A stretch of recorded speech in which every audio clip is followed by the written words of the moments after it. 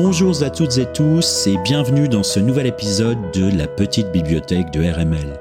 Aujourd'hui, je vais vous parler d'un roman de Noël Renaud, un roman noir qui s'appelle Les Abattus. Alors, c'est un premier roman pour une autrice de théâtre qui a fait une énorme carrière, qui est une immense autrice de théâtre. Tardivement, elle écrit des romans et son premier roman est un roman noir, donc publié aux éditions Rivage. Et vous le trouverez aussi en Rivage Poche.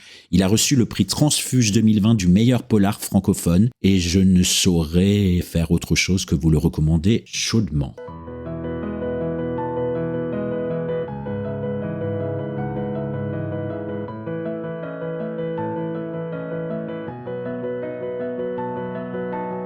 Alors le pitch. Un jeune homme sans qualité relate ses années d'apprentissage entre 1960 et 1984, qui est la période pendant laquelle se développe le roman, dans une petite ville de province, au sein d'une famille pauvre et dysfonctionnelle. Bien qu'indifférent au monde qui l'entoure, il se retrouve néanmoins au centre d'événements morbides. Ses voisins sont assassinés à coups de cutter, son frère cadet commet un braquage et disparaît avec le magot, des malfrats reviennent régler leur compte, une journaliste qui enquêtait sur le narrateur est retrouvée noyée, etc., jusqu'au jour où le narrateur lui-même disparaît sans laisser de traces. Et dans la deuxième partie du roman, qui se situe en 1984, son entourage cherche à comprendre ses motivations et le considère tantôt comme une victime, tantôt comme un important, tantôt comme un suspect. Alors, ce premier roman de Noël Renaud au titre magnifique, Les Abattus, mais j'en parlerai peut-être tout à l'heure, est un roman noir, c'est-à-dire c'est pas un roman policier, il n'y a pas d'enquête à proprement parler, mais il y a une certaine morbidité, il y a des crimes, il y a des morts. Alors, on voit tout de suite, à partir du résumé, que c'est une sorte de portrait en creux du héros, un procédé que Noël Renaud a beaucoup utilisé dans ses pièces de théâtre, le portrait en creux, car au fond, on ne saura jamais qui est le narrateur réellement. Est-ce vous? Est-ce moi? Est-ce personne? Est-ce notre voisin?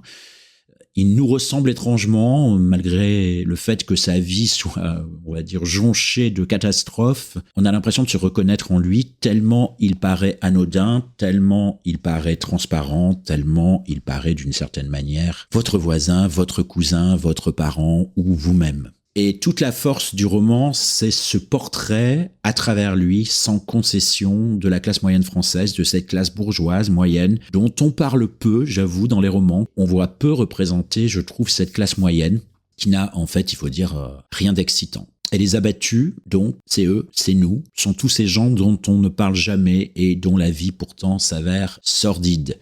Moi, quand j'ai lu ce roman, Les Abattus, j'ai beaucoup pensé à Émile Zola. Peut-être parce qu'en ce moment-là, j'étais en train de relire certains tomes des Rougon-Macquart. Mais je trouve que, de la même manière que Émile Zola, on va dire, a donné ses lettres de noblesse au roman noir, voire il a lui-même inventé le genre du roman noir, on retrouve dans Les Abattus une référence à ça, c'est-à-dire un portrait social de gens, cette fois-ci de classe moyenne, mais dont la vie est d'une banalité absolue, une vie exploitée, exploitable, mais sans discours, je vais dire, politique sur l'exploitation elle-même. Une sorte de constat terrible, car ce qu'on trouve le plus dans ce roman, c'est de l'indifférence. Et d'ailleurs, le héros, à la fin de la première partie, disparaîtra sans que personne réellement ne s'en rende compte, comme au fond s'il n'avait jamais existé. Alors ce qui est aussi profondément extraordinaire, je trouve, dans ce roman, c'est que Noël Renaud met en œuvre ce portrait sans aucun affect. Le style est absolument concis, d'une précision chirurgicale, et à ce titre, les premières pages qui racontent l'enfance du héros de manière accélérée, puisqu'on va parcourir en quelques pages toute sa vie de sa naissance jusqu'à son adolescence et l'âge adulte. Ces pages sont absolument époustouflantes, elles fonctionnent comme une liste. Alors vous allez me dire, cela pourrait paraître totalement froid, et pourtant, on se reconnaît. On reconnaît sa famille, on reconnaît ses amis, on se reconnaît soi. Et ce livre est très très dur, je trouve, à la lecture, car il raconte aussi les petites gens à tout point de vue que nous sommes et que sans doute nous resterons toute notre vie.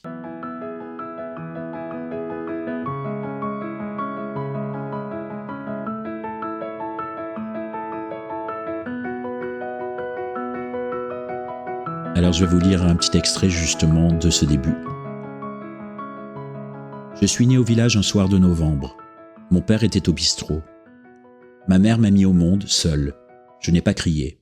Une voisine est venue, elle m'a enveloppé dans un linge. Quand mon père est rentré, ma mère a dit « c'est un garçon ». Mon père s'est couché, on m'a déposé dans le berceau dans lequel mes deux frères ont dormi avant moi. J'ai été un enfant tranquille. Mon père était garde forestier.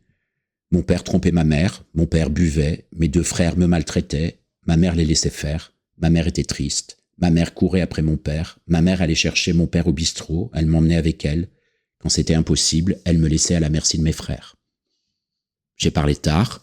J'étais toujours collé à ma mère. Je n'avais pas peur de mon père. Mon père buvait, mais il n'avait pas de méchanceté. Saoul, il s'affalait sur le lit ou quand il tombait par terre, ma mère et mes 2 frères le relevaient et montaient le coucher. Le lendemain matin, il buvait son café, debout dans la cuisine, enfilait ses bottes, mettait sa canadienne, sa casquette, prenait son fusil et il partait, sans un mot, sans nous regarder. Mes frères se donnaient des coups de coude et riaient en douce. Quand ils étaient à l'école, ma mère faisait le ménage, puis elle s'en allait sillonner les environs avec moi. Ma mère traquait mon père et reniflait ses traces.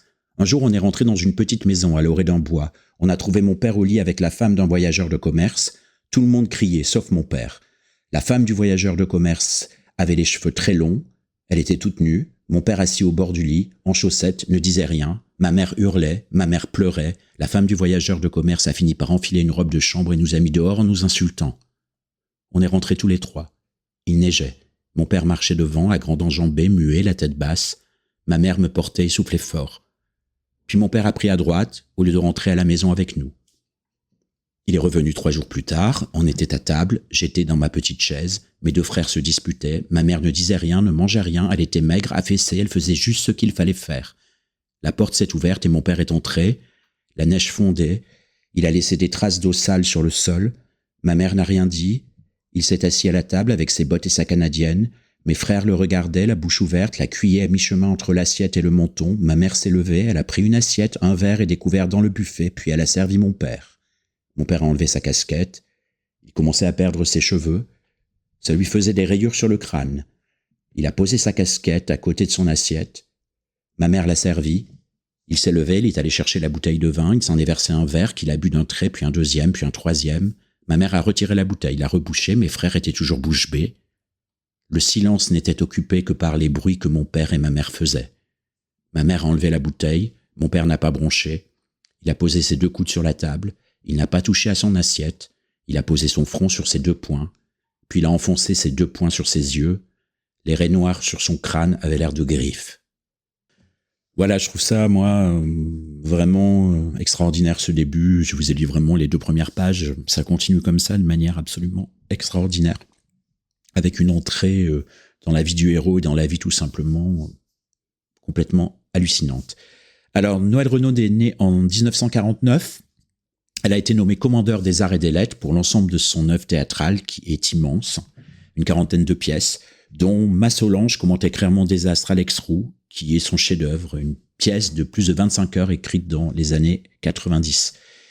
Les Abattus est donc son premier roman publié en 2020. 2 autres ont été publiés depuis.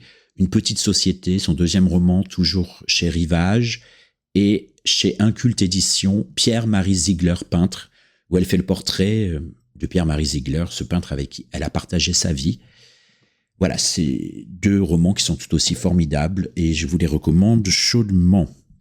Voilà, c'est terminé pour aujourd'hui. J'espère que cette chronique vous aura plu. Si c'est le cas, n'hésitez pas à la partager, n'hésitez pas à liker sur les plateformes où vous l'écoutez, n'hésitez pas à commenter, on en a toujours besoin. Je vous souhaite de belles lectures et je vous dis à dans 15 jours. D'ici là, lisez, lisez, lisez.